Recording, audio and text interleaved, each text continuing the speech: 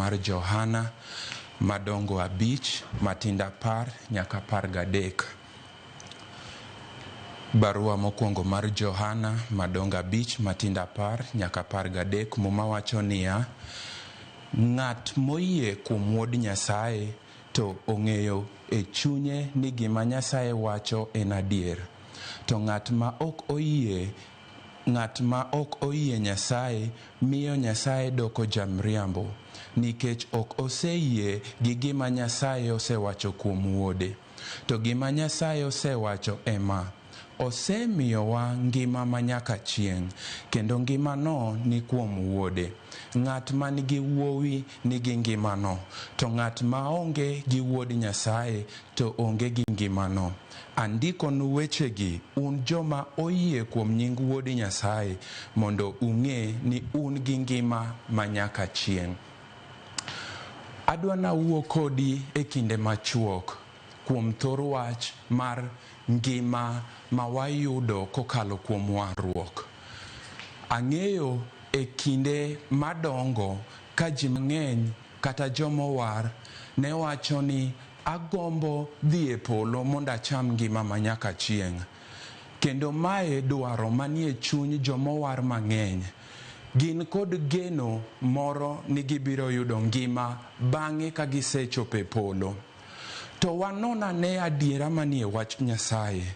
Be en adiera ni ngima ma wageno yudo kata ma chunywa gombo en ngima ma nyaka wayud ka wanie polo, kose en ngima ma wanyalo yudo ka wanie piny?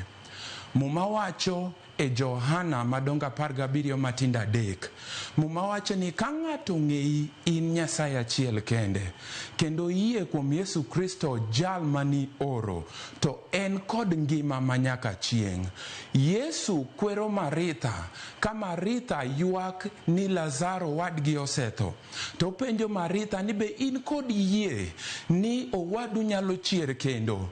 To Maritha wacho ni Ruoth, an kod yie, mak mana ni kit yie ma an go en ni Lazaro biro chier e ndalo mar giko. To Yesu temo kwere ka otemo loso kit yie ma wan go miyudo kuom jomowar mang'eny. Yesu wacho ni ooyo, anie chier kendo anie ngima. Nyiso ni ka ng'ato yudo Yesu to yudo ngima modwaro. Donge Yesu wacho ni asebiro mondo giyud ngima, kata gibed kod ngima kendo ngima moromo. Yesu paki. Emomiyo nyathi Nyasaye daher mondo mi aparni kendo mondo alok pachi mondo ibed kod yie manyalo mi chopi e weche midwaro, kata manyalo mi warruok mari bed gi teko. Muma wacho ni joga lal nikech ok gin kod ng'eyo kata gikoso ng'eyo. Nitiere adiera ma ka in go to mi teko mar loyo wasigu kendo mar bedo kod loch e ngima ma wadakie. Emomiyo adwa naparni kendo mondo ajiwi. Muma wacho no miwa ngima, kendo ngimano ni kuom Wuowi. Omiyo ng'atno mani kod Wuod Nyasaye ni kod ngima.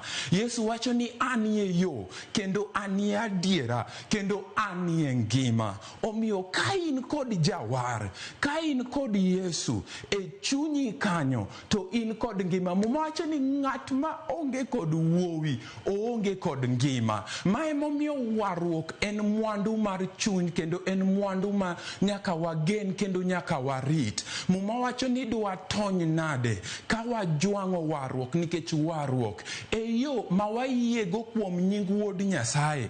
To bang' yie tiyudo ka ngima ma nyaka chieng' ipidho e chunyi, nikech weche ma wakedo go kata weche makedo kod ngima wa ok inyal loyo kod kido mar ngima mar Adam mane olwar e richo. Nyaka ibed kod ngima ma nyaka chieng'. Mane momiyo awacho ni niya, mondo ichopie ngimani dwarore ni kaka nyathi Nyasaye nyaka ibed jalno mowar.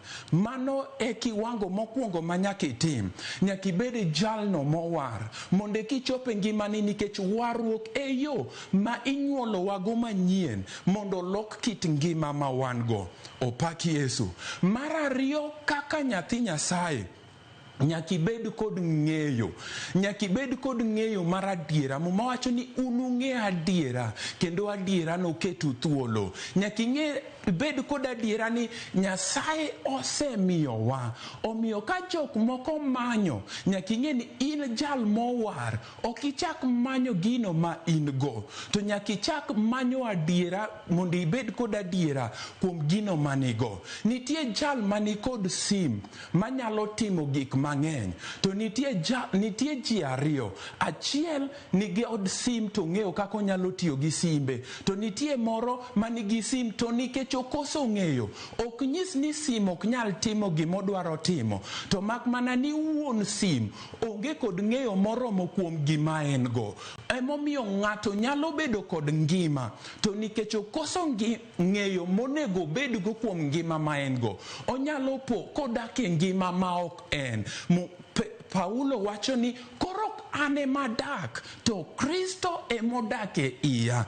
Nyiso ni mae ngima monego wachopie, to nyaka wager yie. Wawe rito chieng' moro, nikech Yesu Kristo ma enie ngima osebiro. Omiyo biro mare en biro mar ngima. Biro mar Yesu en biro mar adiera. Omiyo ok ichak imany kendo. Gima onego bed ni timo en ni irwak ngima ma in go, mondo ine loch mar Nyasaye. Yesu nobiro kendo waneno ka nodak ngima mopogre, kendo gik manotimo nokotim atima nikech en wuod Nyasaye to wan dhano, to nobiro mondo obed ranyisi makare ni ka ng'ato yudo warruok, to wacho ni ka ng'ato yie kuoma, to gigo matimo obiro timo, kendo nyaka moloyo masetimo.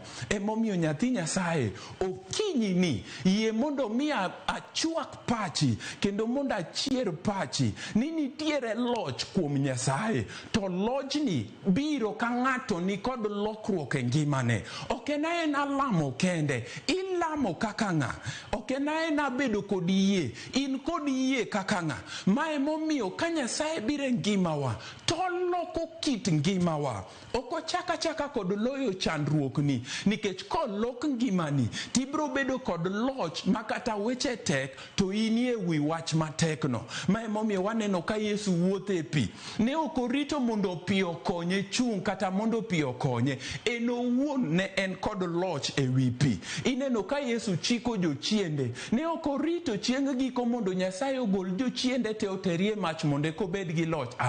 Yesu ne en kod teko e wi tuoche, nikech kit ngima mane en go ne en kit ngima maricho ok nyal loyo, maricho ok nyal duoko piny, maricho ok nyal bedo kod loch e wiye. Emomiyo kaka nyathi Nyasaye nyaka ing'e ni osemiwa ngima, to moma wacho ni ka ok iyie kuom wachni timiyo Nyasaye bedo jamiriambo. Seche miwacho ni agombo dhi chamo ngima, nyiso ni ituonori thuolo mar bedo mamor kod gweth ma Nyasaye osekelonwa. Opagi Yesu. Mane momiyo kinyi makawuono ni, we mondo mi achwak pachi, we mondo mi achwak yie mari, ni nitie gik minyalo chope e piny ka, nitiere gik minyalo chope kendo minyalo yudo mondo ibed kod ngima ma ni kod teko, ibed kod ngima man kod loch. Muma wacho Daniel 11 matindo 32 ni jogo mong'eyo Nyasachgi gibiro bedo jok maroteke. Nyiso ni Nyasaye nyalo bedo Nyasachi tikiae, bed ng'atno manyapo, ok nikech Nyasachi janyao, to nikech koso ng'eyo moromo kuom adiera monego ibedgo. Ka unung'eyo adiera, to adiera noketi thuolo. Kata tho miluoro no, opaki Yesu, inyalo bedo kod chire wi tho, nikech ing'eyo ni Nyasaye oheri kendo osemiyi ngima. Wan joloch, ok wan jokwecho. Wan joloch, ok wan jonyao. Wan joloch nikech osemiwa loch. Wacho ni jal moyie kuome kik lal, to obed gi ngima. Obed gi ngima. En ngima manyaka chieng', en ngima moromo, en ngima minyalo tiyogo kuom gik mosetho e ngimani, en ngima minyalo chierogo dakni mosetho, en en ngima minyalo chierogo nyithindi moseran, en ngima minyalo chierogo kata mana dalani. Emomiyo kinyini nyathi Nyasaye, kik ibed jal molo, kik ibed jaluoro, yie mondo ibed kod yie chunyi ni Nyasaye osemiyi ngima, kendo ngimano ni kuom wuode. Ma emomiyo walando injili mondo ji oyud warruok, nikech wach ni chakre kuom warruok nyiso ni ng'ama waro pogre gi ng'ama ok owar, ng'ama waro pogre gi ng'ama kia Nyasaye. To ei oganda mar jomowar bende nitie jok mong'eyo Nyasaye, to nitie jok makia Nyasaye. Mae pogruok, ok walam Nyasaye mopogore, to nitie jok ma pod ok osebedo kod yie mowinjore mondo gichopie weche moko, nikech warruok ng'ato nyaka dongie warruok. To adiera miseng'eyo kata fwenyruok ma chunyi osemako, mano e gweth, mane mibro yudi e gweth. To gik ma pod ok iyie kuom gi ok inyal chope, nikech weche duto ma wawuoye kuom warruok gin weche mag yie. Gima ng'at moyie emireso, ok ng'at modagi. Ma ok ngima mibro chun kuomi, to ma ngima ma nyaka iyie kuome. Mane momiyo nyathi Nyasaye daher mondo mi awachni okinyini ni nitiere ngima ma Nyasaye osemiyowa, to ngima no ni kuom wuowi. Ma emomiyo Yesu wacho ni an ngima. Ka ng'ato yie kuoma, ka ng'ato yie kuoma to ok noto. To momato ni kata kotho to nitiere geno. Jok ma bro dhi e polo ok jok ma dhi chamo ngima, gin jok ma ni kod ngima. Nikech kata mana jok ma bro wang' ok gibi wang' ka githo, gibro wang' ka gi ngima kuro. Nitiere kit ngima, nyiso ni ngima opogore. To miwacho ni en ngima